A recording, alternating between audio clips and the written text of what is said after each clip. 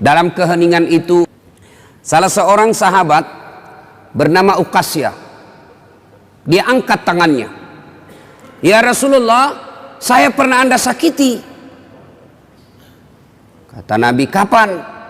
Saat itu perang. Anda naik onta, saya di samping Anda. Anda cambuk ontanya, saya kena. Hari ini saya ingin melakukan pembalasan. A'udzubillahi minasyaitonirrajim. Bismillahirrahmanirrahim. Ya ayyuhalladzina amanu dukhulu fis-silmi kaffatan wa la tattabi'u khutuwatis syaitan innahu lakum adu mubin.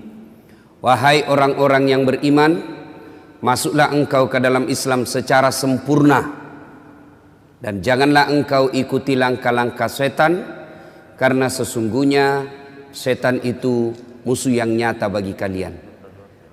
Wa qala idzan, Allah kemudian berfirman, bismillahirrahmanirrahim, innallaha wa malaikatahu yusalluna ala nabi ya ayyuhalladzina amanu sallu alaihi wa sallimu taslima. Sesungguhnya Allah dan para malaikatnya, Masya Allah, Allah dan para malaikat bersalawat kepada Rasulullah Muhammad sallallahu alaihi wasallam. Maka wahai orang-orang yang beriman, bersalawatlah kalian kepada Rasulullah dengan sebaik-baik salawat. Sallallahu ala Muhammad sallallahu alaihi wasallam. Sallallahu ala Muhammad sallallahu alaihi wasallam. Suatu ketika Rasulullah sallallahu alaihi wasallam selesai sholat subuh seperti ini. Tiba-tiba Rasulullah naik ke atas mimbar dan pidato. Saudara-saudara sekalian, bertahun-tahun sudah kita dakwah menyebarkan Islam. Siang malam, suka duka, kita lewati untuk menyiarkan agama Allah. Mungkin sepanjang perjalanan bersama kalian, ada di antara kalian yang pernah aku sakiti perasaannya. Saya mohon, sebelum akhirnya berakhir kehidupan ini, saya minta di antara kalian ada yang pernah saya sakiti, ajungkan tanganmu. Saya minta kalian membalas. Lebih baik hari ini daripada hari pembalasan kelak. Suasana hening. Hampir seluruh sahabat menangis, termasuk Abu Bakar Siddiq. Dalam keheningan itu, salah seorang sahabat bernama Uqasyah, dia angkat tangannya. Ya Rasulullah, saya pernah Anda sakiti. Kata Nabi, kapan? Saat itu perang. Anda naik onta, saya di samping Anda. Anda cambuk ontanya, saya kena. Hari ini saya ingin melakukan pembalasan. Sahabat semua jengkel. Wah, ini Nabi lagi sakit masih mau juga melakukan pembalasan. Maka berdirilah Umar bin Khattab. Uqasyah, kalau kau ingin melakukan kisah pembalasan, saya yang kau cambuk. Jangan kau sakiti Rasulullah. Kata Nabi, Umar, saya paham niat baikmu, tapi dosa nafsi-nafsi tidak boleh ditanggung. Duduk kau Umar. Duduk Umar. Maju Uqasyah, ditahan lagi oleh Abu Bakar. Wahai saudaraku, jika tanganmu ingin betul nyambuk, diriku kau cambuk, jangan baginda Rasulullah Muhammad sallallahu alaihi wasallam. Nabi bersabda, Abu Bakar, saya paham niat baikmu, tapi dosa tidak boleh diwakilkan. Duduk kau. Duduk Abu Bakar. Maju, makin maju Uqasyah dengan cambuknya. Lalu berdiri cucu beliau Hasan Husain. Wahai Uqasyah, jika tanganmu ingin mencambuk keturunan Rasulullah, jika engkau ingin mencambuk darah daging Rasulullah, maka cambuklah kami cucunya. Sama kau mencambuk dan menyakiti Rasulullah. Tolong, jangan kakek kami kau sakiti. Nabi meneteskan air mata dan berkata, cucuku, dosa tidak boleh diwakilkan untuk. Duduk engkau. Duduklah. Hasan Husain semakin mendekat Uqasyah. Dia angkat cambuknya, begitu dekat, dia buang cambuknya, lalu dia peluk Nabi. Sahabat semua heran, apa maksudmu? Tadi kau mau mencambuk Nabi, sekarang kau peluk sambil menangis. Dengar jawaban Uqasyah. Dia lalu berkata, ya Rasulullah, maafkan saya. Saya tahu sebentar lagi Anda meninggalkan kami. Ingin rasanya tubuhku yang hina ini memeluk badan Rasulullah sebelum kita berpisah. Kalaupun kelak nanti kita berpisah, di akhirat tentu kita berbeda tempat. Ya Rasulullah, rindu rasanya kulit saya ini menyentuh Rasulullah. Lalu Rasulullah bersabda, saudara-saudara sekalian, jika engkau ingin melihat sahabatku di akhirat kelak, lihatlah ini, karena cintanya kepada Rasulullah Muhammad sallallahu alaihi wasallam.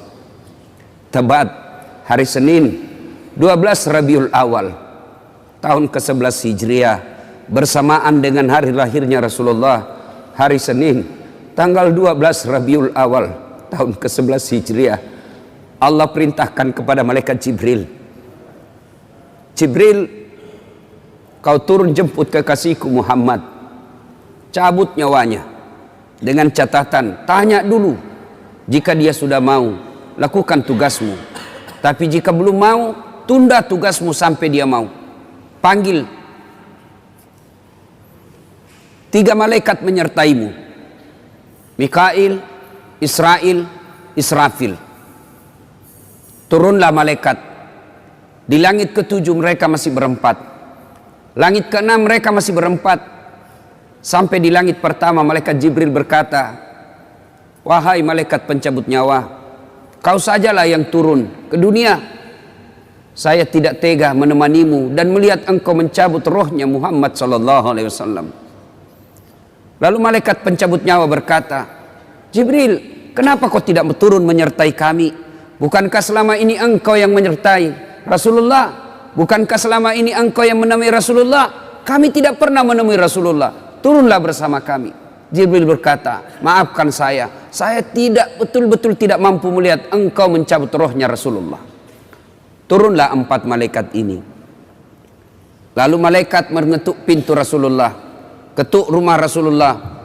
Assalamualaikum warahmatullahi wabarakatuh ya Rasulullah. Nabi dalam rumah menjawabnya, waalaikumsalam warahmatullahi wabarakatuh. Fatimah membuka pintu, ternyata tidak ada orang di depan pintu. Rasulullah lalu bersabda, sudah ada di samping saya. Malaikat pencabut nyawa berkata, ya Muhammad, hari ini aku diperintah Allah untuk mencabut ruhmu. Menurutmu bagaimana? Kira-kira kalau Bapak ditanya seperti itu, apa jawaban Bapak?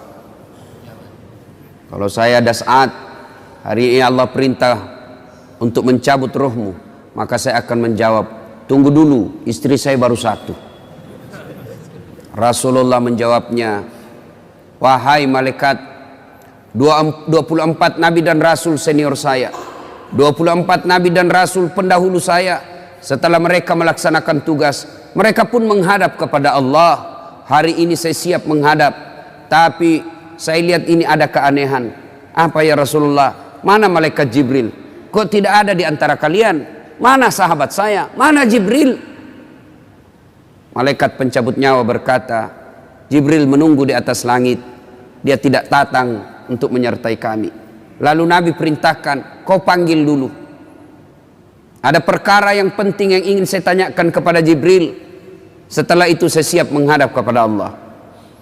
Naiklah malaikat pencabut nyawa dan berkata kepada Jibril, ya Jibril, engkau dicari sahabatmu, turunlah engkau menyertai kami. Turun malaikat Jibril, lalu ketemu dengan Nabi.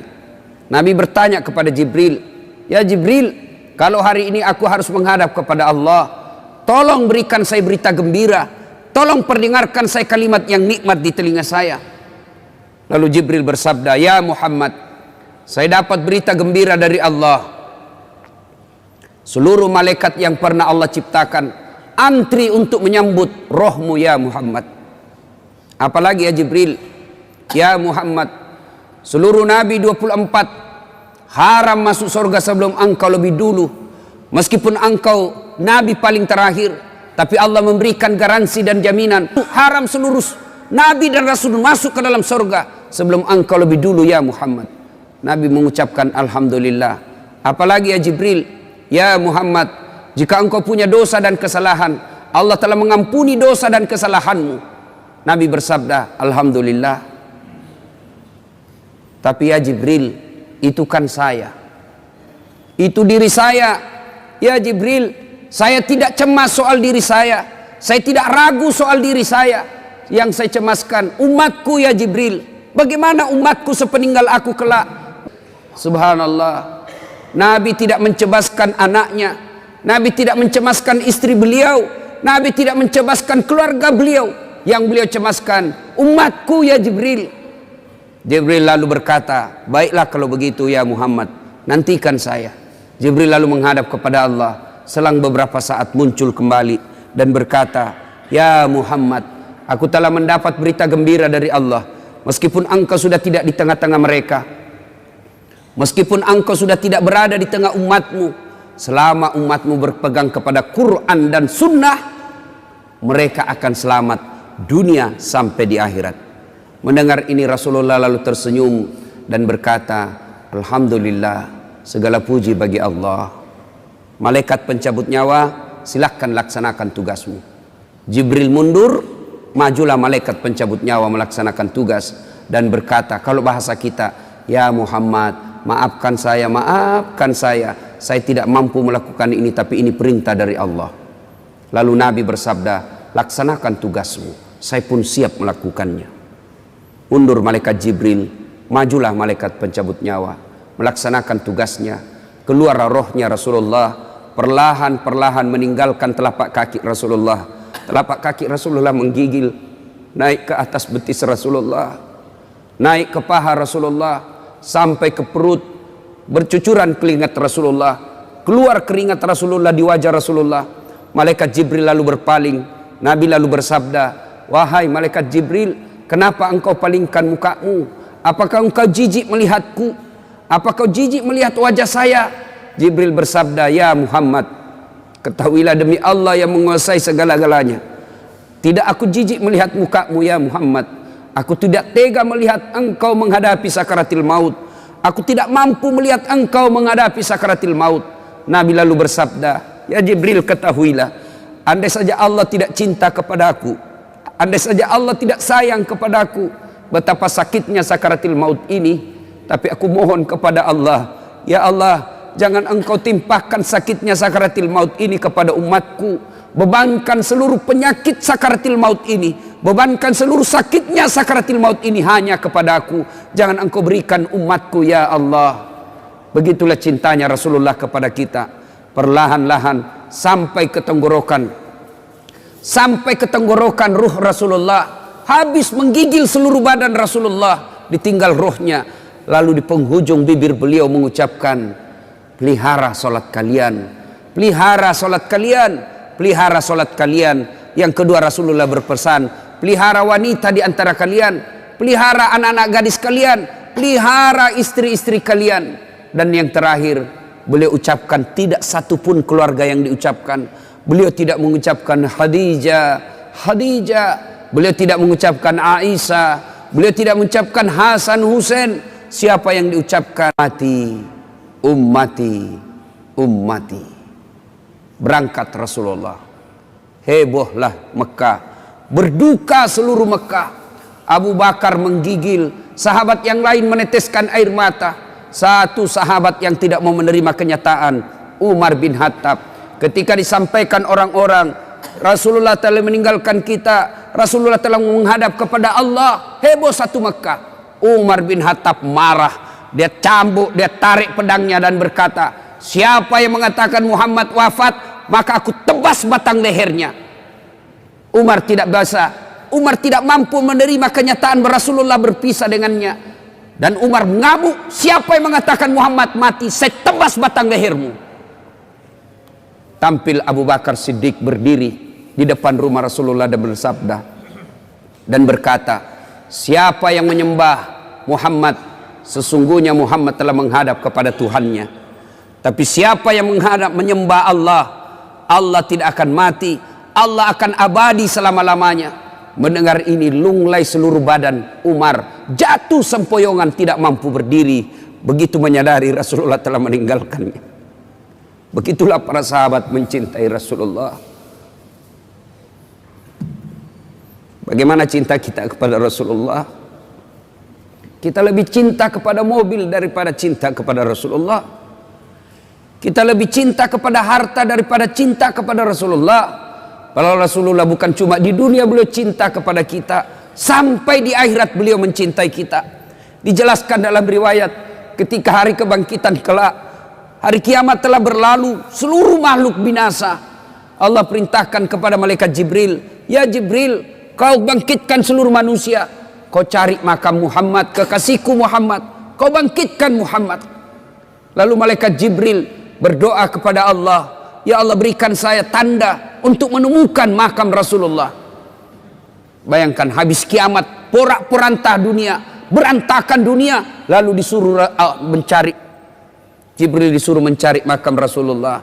Dengan izin Allah, makam Rasulullah mengeluarkan asap. Lalu jasad Rasulullah bangkit. Seperti kalau Bapak lihat sirkus, naik jasad Rasulullah terangkat, ya kira-kira seperti ini.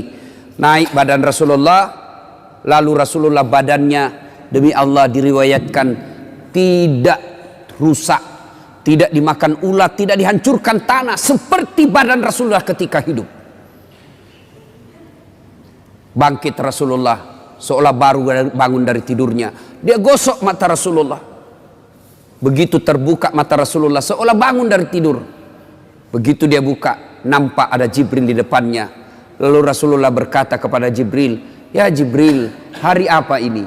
Jibril menjawab, ya Muhammad, inilah hari kebangkitan seperti yang Allah janjikan kepada kalian. Kira-kira saat itu siapa yang dicari Rasulullah? Apakah beliau mencari bapaknya yang tidak pernah dilihat sama sekali? Apakah beliau mencari ibunya yang hanya 2 tahun 4 hari bersamanya? Apakah beliau mencari cucu kesayangan beliau Hasan Hussein? Tidak. Tidak satu pun keluarga beliau yang dia cari. Pada saat itu Rasulullah bersabda, ya Jibril, kalau ini hari kebangkitan, aina ummati? Mana umatku? Mana umatku Jibril? Kita yang dicarinya. Begitu cintanya Rasulullah kepada kita. Rasanya tidak ada satupun pemimpin di dunia ini yang mencintai umatnya seperti cintanya Rasulullah Sallallahu Alaihi Wasallam kepada kita. Mari kita lihat cinta kita kepada Nabi. Salawat aja kita malas.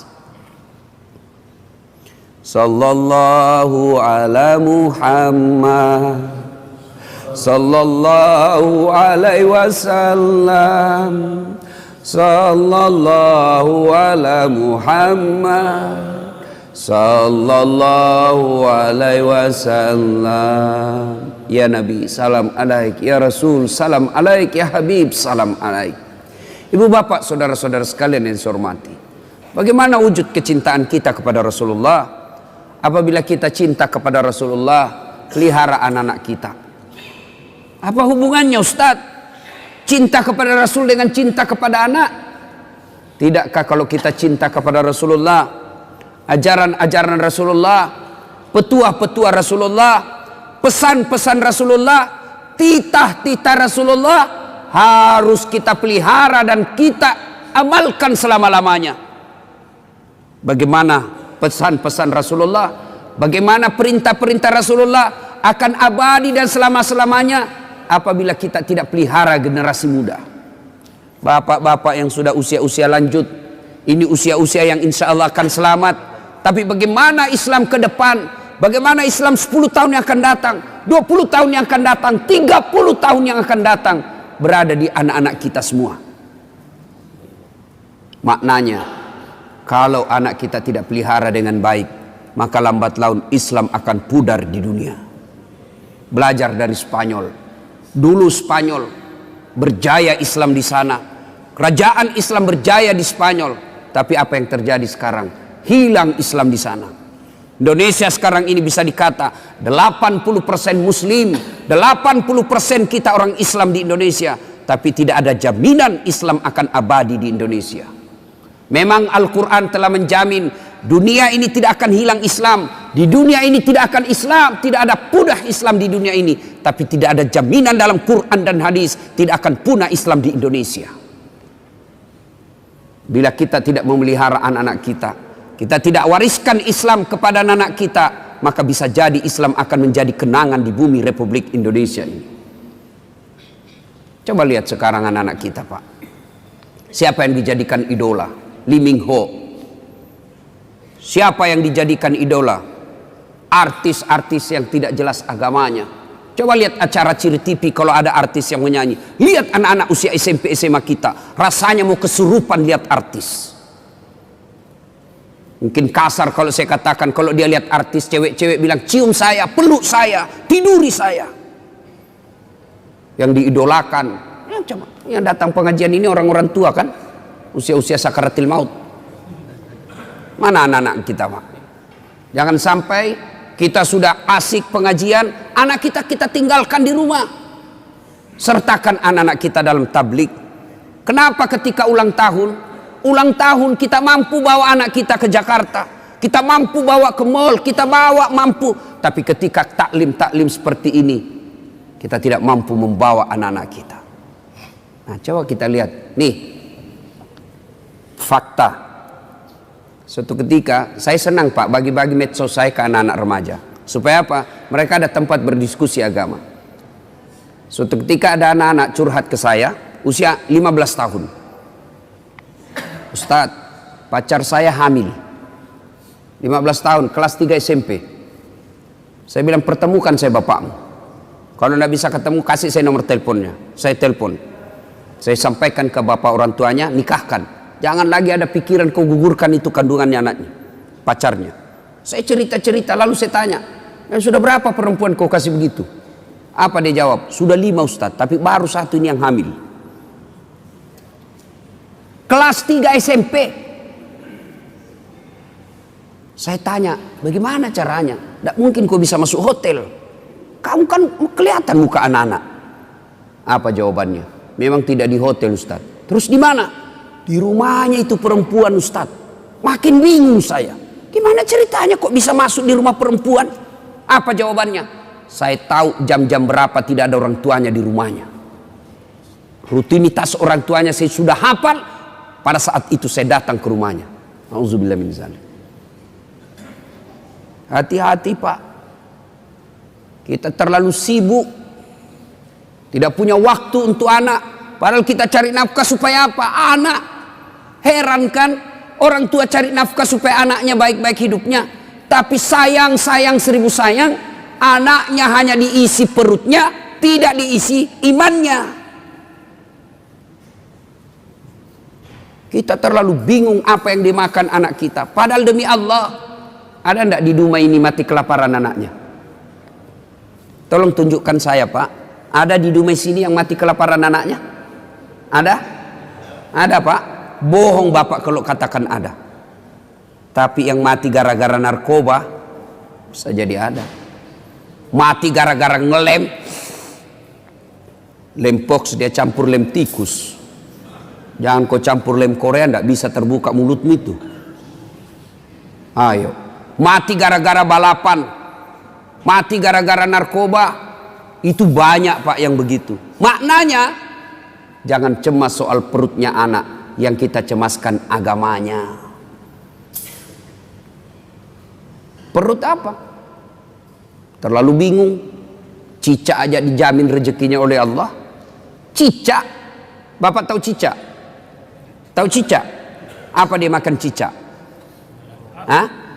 Nyamuk. Masuk akal enggak? Di mana ketemunya? Enggak punya ke terminal. Satu di dinding, satu terbang. Di mana ketemunya? Kalau kita pesawat bisa ketemu. Di mana kita ketemu? Di terminal. Ini nyamuk enggak punya terminal. Di mana ketemunya?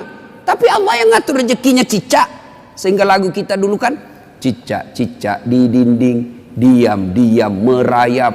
Datang Pak, cicak yang datang, nyamuk yang datang. Datang seekor nyamuk. Lagu tidak mengatakan cicak lompat ke nyamuk. Wah, enggak, setengah mati cicak, kasihan. Itu lagu-lagu dulu, Pak, memang bagus. Saudara-saudara sekalian, nih Perhatikan anak kita. Ini lagi nih. Saya ini kan banyak yang curhat, Pak. Termasuk tadi malam ada lagi yang curhat anak-anak. Tapi tadi malam anak Jambi. Bagus juga curhatnya. Ustadz, saya mau berhenti sekolah. Kenapa? Saya tidak tega lihat ibu saya kerja. Saya kena tipu. Bapak saya kontraktor, kena tipu, Ustadz. Saya sekolah tapi saya tidak yakin bisa dapat kerja yang baik. Nah ini baik, ini curhatnya yang begini. Masih baik curhatnya yang begini. Tapi yang curhat lagi, apa yang curhat? Bilang gini, Ustadz, saya lagi di hotel, Pak. Saya biasa kalau pergi ceramah, saya rahasiakan hotel kamar. Kenapa? Untuk istirahat. Ini tiba-tiba resepsionisnya diberitahu nomor kamar saya. Datanglah ini anak muda, usia 21 tahun. Dia ketuk pintu kamar. Assalamualaikum. Waalaikumsalam warahmatullahi wabarakatuh. Anak muda. Kenapa, Dek? Boleh curhat, Ustadz? Oh, boleh, tunggu kalau gitu kita ketemu di lobi. Ceritalah saya di lobi. Apa dia cakap? Ustadz, kira-kira diampuni tidak dosa saya? Apa dosamu, Dek? Saya pukul orang tuaku. Siapa? Bapakku saya pukul, Ustadz. Wah, besar dosamu itu. Kenapa bisa? Pemabuk bapak saya, Ustadz. Mabuk aja kerjanya siang malam. Dia pukul mama saya. Saya jengkel, saya pukul juga. Dalam hatiku, benar juga ini sedikit. Lalu ya cerita-cerita. Nanti saya kaget waktu saya gali-gali masa lalunya. Dia bilang apa? Ustadz, saya waktu kelas 3 SMP, kelas 1 kalau saya tidak salah, dia bilang kelas 1 SMP. Waktu kelas 1 SMP saya berhubungan suami istri dengan sepupu sekali saya. Kelas 1 SMP kelas berapa ya? Kelas 1 SMP umur berapa itu, Pak? 12 tahun kan? 12 tahun. Usia 12 tahun dia sudah berhubungan suami istri, berzina dengan sepupu satu kalinya, anak saudara bapaknya. Saya bilang, kau pacaran? Tidak, suka sama suka saja, Ustaz. Berapa lama kau begitu? Apa jawabannya? Sampai kelas 1 SMA. Fakta. Ini bukan sinetron. Kalau sinetron kan biasa dibuat-buat. Kisah nyata. Apalagi yang membuat miris hati saya ketika dia bilang apa? Ustaz, selesai itu karena dia menikah, saya begitu lagi dengan pamanku. Saudaranya mamanya, laki-laki. Berarti ini anak biseks. Laki oke, perempuan jadi. Selesai dengan pamannya, dia begitu lagi dengan kakaknya yang pertama kali ditiduri, sepupu sekalinya. Auzubillah min dzalik. Ini fakta. Hati-hati, Pak. Apa yang rusak anak-anak kita sekarang? Ada yang tahu jawabannya? Kira-kira apa yang rusak anak kita sekarang? Nih, handphone, smartphone. SMP, SD dikasih handphone begini, rusak anak bapak. Metode mendidik orang tua sekarang mulai hilang, jauh dari nafas Islam. Orang tua kita dulu tidak ada sekolah, tidak ada gaji bulanan, tidak ada rumah dinas, tidak ada kendaraan dinas, tapi anaknya bisa dia didik menjadi orang-orang hebat. Coba lihat orang-orang tua dulu, cara mendidik anaknya. Coba lihat, saya ingat, saya kecil, satu tempat tidur 4 kami di atas, sampai SMA. Satu tempat tidur. Tujuannya apa? Ternyata apa? Oh, menimbulkan kekerabatan, emosi di antara saudara. Apalagi ada yang menjadi spionasenya orang tua, ada jadi mata-matanya orang tua. Mak, pacaran kakakku. Kenapa kau tahu? Saya dapat suratnya di kamar. Kenapa? Ada yang jadi mata-mata. Dulu kita mau pergi main, saya paling sering itu ditolak sama teman-teman. Karena kalau saya main, mak, saya mau pergi main. Apa kata mamaku? Iya, kau pergi, tapi bawa adikmu. Orang Bugis bilang matarana. Nggak tahu saya bahasa Dumai sini apa. Kalau kita pergi main, syaratnya boleh tapi bawa adik, urus adik. Pergilah. Saya biasa ditolak sama teman, dia bilang, nggak usah kau kasih masuk dasat. Adiknya cerewet, lagi main nangis lagi adiknya. Apa tujuannya, Pak? Menjalin persaudaraan dan tanggung jawab sejak kecil. Kita minta duit, tidak langsung dikasih itu. Pak, saya membayar besok. Apa kata bapak kita? Sudah, kau bersihkan dulu itu nak, toilet. Pak, saya membayar besok. Kau isi bak mandi dulu. Itu dulu, orang tua dulu. Sekarang bagaimana, Pak? Wow, katanya modern. Satu anak, satu kamar. Di kamarnya ada TV, di kamarnya ada kulkas. Akhirnya apa? Pulang sekolah langsung masuk kamar. Kapan dia keluar? Mau makan. Sudah itu, masuk lagi kamarnya. Tidak pernah bertemu saudaranya. Jangan heran, begitu bapaknya meninggal, hanya perkara warisan mereka berpengadilan dan tidak punya rasa malu. Coba lihat anak-anak kita sekarang, Pak. Masya Allah. Bapak kalau anak-anak mau pergi sekolah cium tangan enggak? Bapak kalau anaknya mau pergi sekolah cium tangan? Cium tangan? Enggak percaya saya, Pak. Itu cium tangan, kalau saya jabat tangan sama ibu saya begini cara saya. Cium dulu telapaknya. Atasnya dulu saya cium sekali, baru telapaknya 2 kali. Itu namanya cium tangan. Anak-anak sekarang dia kasih gitu tangannya, Pak. Enggak, di sliding, Pak.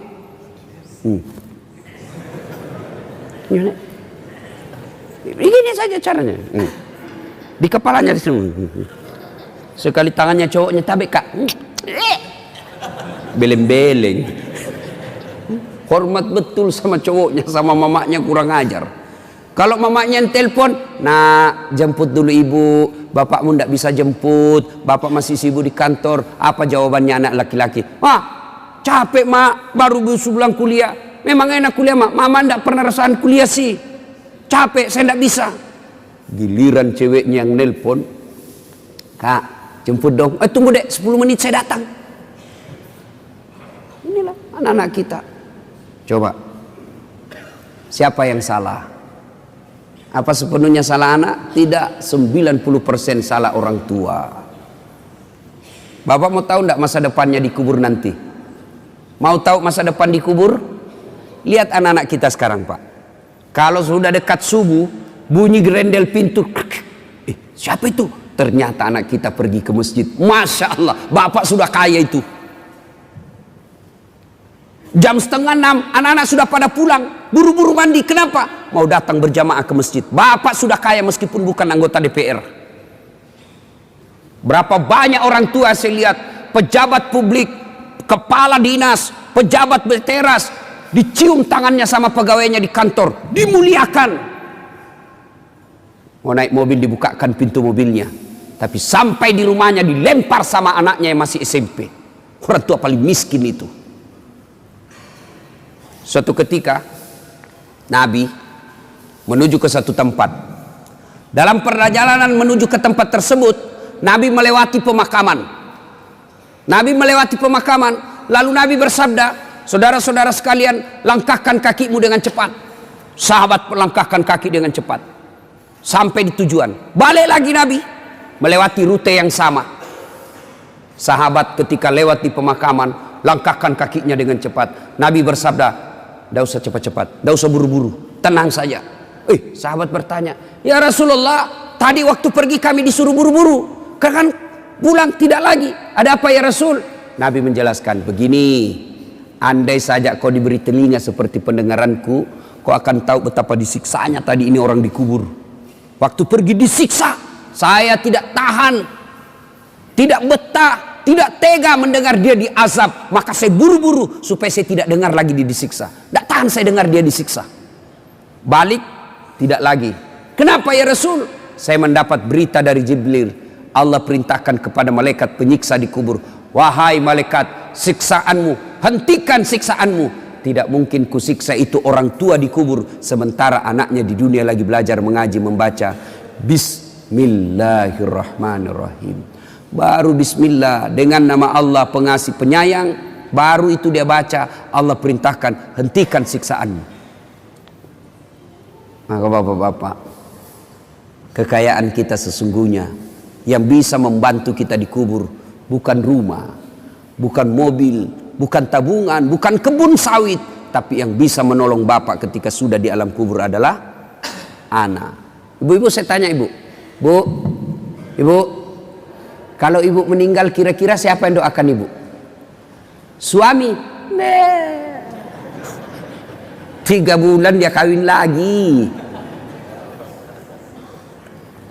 Ini fakta Pak. Saya kan selalu belajar di medsos itu. Ada kawan saya naik haji, meninggal istrinya, Nangis betul, nangis betul. Nelpon saya nangis terus sampai bengkak matanya. Saya bilang, hebat betul ini bapak, sayang betul sama istrinya. Dan apa dia kata? Ustadz, sepeninggal istri saya rasanya terbang separuh jiwaku. Kayak lagu. Beberapa saat kemudian saya jogging di Karebosi. Jogging, ketemu saya sama itu bapak. Saya lihat, ada cewek ditemani, lebih muda, cantik, putih, tidak pakai jilbab. Saya tanya, Pak Haji, siapa itu? Dia bilang, yang baru Ustadz. Dalam hatiku, dia lupa bengkak matanya. Lalu siapa yang bisa mendoakan dan akan mengingat kita? Tidak usah contoh lah, orang lain, saya nih Pak. Doakan saudara, jarang Pak. Nanti dia minta, dia doakan saya, baiklah, itu kalau saya ingat.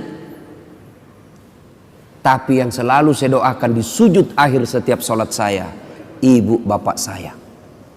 Jadi yang bisa menyelamatkan, nolong kita ketika dikubur, anak. Jadi kalau ibu terlalu sibuk anaknya kursus aritmatika, kursus sampoa, kursus bahasa Jepang, tidak diajari agama, miskinlah ibu nanti di akhirat. Memang kalau anak kita nanti kan ini orang tua terlalu bangga ngajari anaknya bahasa Inggris. Hebat anak saya Ustaz, baru 1 tahun sudah pintar bahasa Inggris, yang kelas 2 pintar bahasa Jepang, yang kelas 1-nya lagi ini SMP, dia sudah pandai bahasa Korea. Memangnya nanti kalau dia berdoa pakai bahasa Korea? Oh my God, please help me my mother. Enggak lah, tetap pakai bahasa Indonesia. Maka ibu bapak saudara-saudara sekalian, nah bagaimana cara didik anak? Bapak boleh baca psikologi pendidikan, silahkan baca riset-riset majalah, silahkan. Tapi sesat dan menyesatkan ketika bapak meninggalkan Quran dalam mendidik anak. Dalam Al-Quran ada seorang manusia yang diabadikan namanya. Nah siapa? Adik-adik nih, siapa yang jawab saya kasih. Yang adik-adik bukan bapak-bapak, adik-adik. Siapa yang diabadikan namanya dalam Quran karena hebat dalam mendidik anaknya? Dia bukan nabi, bukan rasul, tapi diabadikan namanya menjadi nama surah. Siapa? Siapa namanya? Ayo, saya kasih hadiah. Sini. Berdiri sini. Saya kasih hadiah. Sebelum dijawab pertanyaan itu ada passwordnya. Passwordnya adalah siapa namanya neneknya Ustadz Dasad.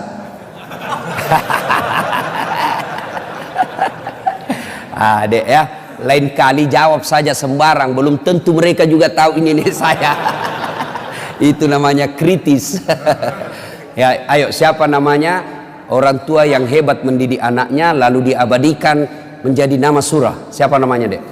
Dika. Oh, nama Dika dia, tapi nama yang saya maksud ya, orang tua yang diabadikan namanya dalam Quran, siapa namanya? Luqman. Tepatnya Luqmanul Hakim. Sudah ada benarnya, ada apa dia? Oke. Salam tangan dulu bos.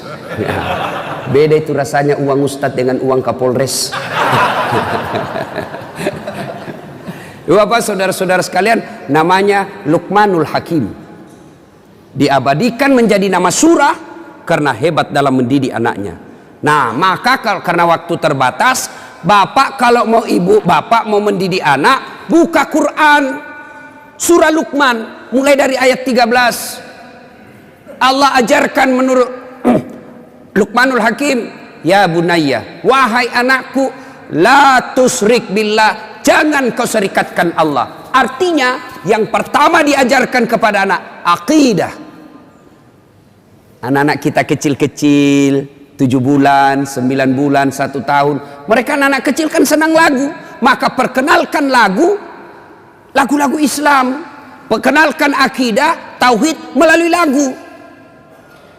Ada waktu saya kecil kan lagunya begini, topi saya bundar, bundar topi saya. Kalau ibu-ibu dulu kalau dia didik anaknya, lagunya dia perkenalkan sejarah Nabi melalui apa? Lagu.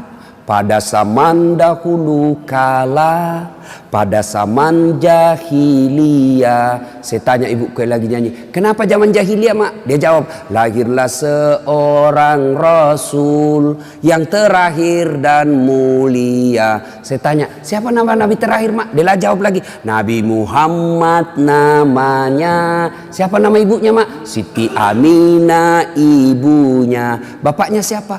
Abdullah nama ayahnya. Di mana tinggal? Di Dumai atau Pekanbaru? Madinah tempat tinggalnya. Terus selanjutnya mak, dia lanjut lagi lagunya. Setelah dewasa diangkat menjadi rasul. Siapa yang angkat? Ketua RT atau Pak Desa? Oleh Allah yang kuasa. Allah itu siapa mak? Pencipta alam semesta. Akidah masuk. Itu lagu dulu. Kalau datang suaminya, dia hibur. Marah suaminya, dia nyanyi juga. Ibu-ibu dulu nyanyi tapi sopan lagunya. Marah-marah suaminya, pak, nyanyilah dia. Insaflah wahai manusia, bila dirimu bernoda. Marah lagi suaminya, dia goyang kepalanya. Joget juga tapi kepalanya aja goyang dengan tangan jari-jarinya. Dialah pengasih dan penyayang kepada semua insan. Itu lagu-lagu zaman dulu. Ibu-ibu tidak ada majelis taklimnya tuh, tidak ada baju seragamnya. Dulu. Sekarang ibu-ibu apa lagunya? Yo ayo, yo ayo, yo ayo. Ayo apa? Ayo poligami.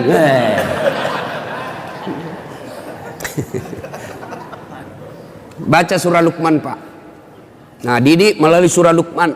Yang kedua diajarkan dalam surah Luqman, ajari anakmu berjalan di muka bumi ini jangan rasa sombong. Itu diajari dari kecil.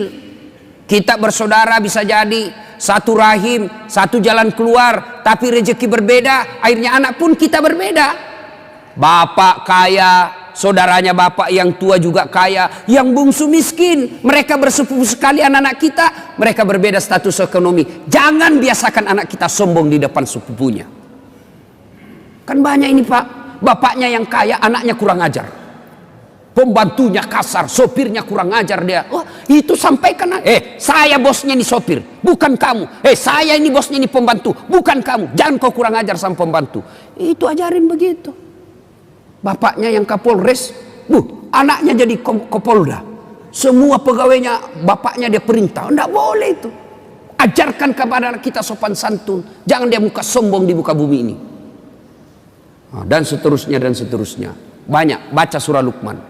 Dan yang paling terakhir, jangan lupa doakan. Apa doanya anak soleh?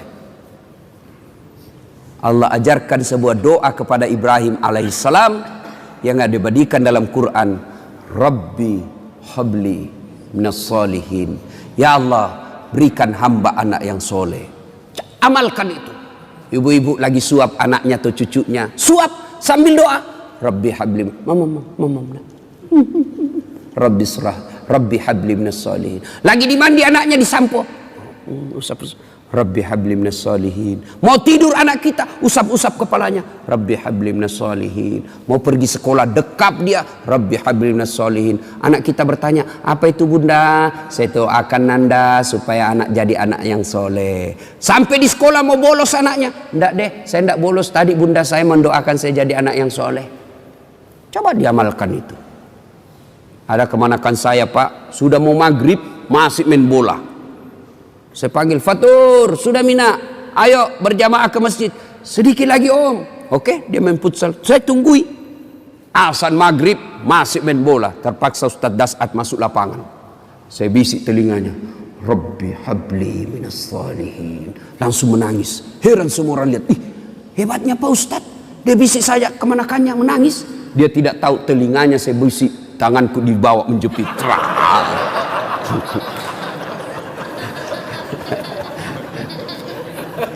Artinya kalau anak salah kasih hukuman. Anak melanggar jangan tidak dihukum. Supaya dia sadar bahwa kalau kau melanggar pasti ada sanksi dan hukuman buat kamu. Tapi jangan lupa hidayah dan petunjuk datang dari Allah Subhanahu wa taala.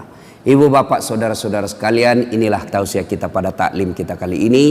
Mudah-mudahan ada manfaat. Terima kasih kepada Bapak Andi Abdul Latif yang telah memfasilitasi sehingga saya bisa sampai di tempat ini. 2 hari saya berada di tempat ini, subhanallah, alhamdulillah. Senang sekali bisa bersilaturahmi, dan itulah nikmatnya persaudaraan dalam Islam. Insya Allah nanti balik ke Jakarta, lalu ke Timika, lanjut lagi ke Timika, dari Timika ke Bombana, dari Bombana ke Pontianak, dari Pontianak ke Bima, dan seterusnya. Tanggal 21 saya ulang tahun. Saya pikir saya istirahat di situ, ternyata ada lagi sepupu teman minta, Ustadz minta lah, ya sudahlah tambah acara. Lanjut lagi, saya pikir tanggal 25 hari Natal saya libur, ternyata ada lagi maulid. Tak apa-apa, mereka melaksanakan Natal, kita juga melaksanakan maulid. Jadi ibu bapak saudara-saudara sekalian, mohon doa supaya kita tetap istiqamah dalam dakwah. Sebelum saya akhiri, saya mau cerita. Cerita terakhir. Ada orang imam penghafal Quran, anak-anak santri, ya anak remaja dikirim ke pesantren, hafal Quran. Pulang Ramadan, satu kampung mau mendengar hafalannya. Nah, kata Pak Imam, kaulah jadi imam, kami mau dengar hafalanmu. Jadilah imam. Dia baca surah yang panjang, yang hanya dia yang menghafalnya. Al-Fatihah lancar. Begitu dia baca surah itu, yang panjang itu, yang hanya dia menghafal, tiba-tiba ada cicak jatuh. Cicak jatuh, kena telinganya, kaget. Begitu dia kaget, stres. Orang stres hilang hafalan, Pak. Dia lupa apa sambungannya ini. Dia ingat-ingat, tak bisa dia ingat. Dia lupa betul. Dia tunggu dari bantuan dari belakang. Tidak ada yang bisa bantu. Masjid hening. Hening masjid. Tiba-tiba ini imam berteriak, tolong bantu di belakang. Dia bilang di belakang, saya juga tidak tahu. Tiba-tiba berteriak anak muda satu di belakang sekali. Dia bilang, kalau begitu ya sudah, Allahu Akbar. Kisah berikutnya. Ini fakta, saya ngalami. Waktu saya masih kecil, berjamaah asar. Ketika sujud, lama sekali imam sujud. Kenapa imam lama sekali ini? Teman saya penasaran.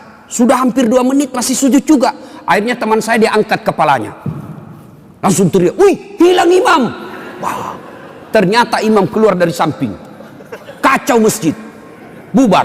Selesai saya tanya Pak Imam, kenapa tinggalkan masjid? Jamaah, dia bilang, saya kentut nak. Sebelum Pak Imam, lain kali kalau kentut kasih bangkit jamaah, angkat kepala supaya kami lihat. Dia bilang apa? Saya sengaja nak, saya malu kau lihat. Saya sengaja tidak bangkitkan kau, saya malu saya kau lihat. Kacau masjid. Apalagi saya berjamaah waktu itu KKN, saya belum jadi ustad. Ada kawan saya pakai gamis, pakai songkok, saya cuma pakai baju biasa. Saya pikir, oh ini pasti anak pesantren. Jadi imam baca Al-Fatihah lancar.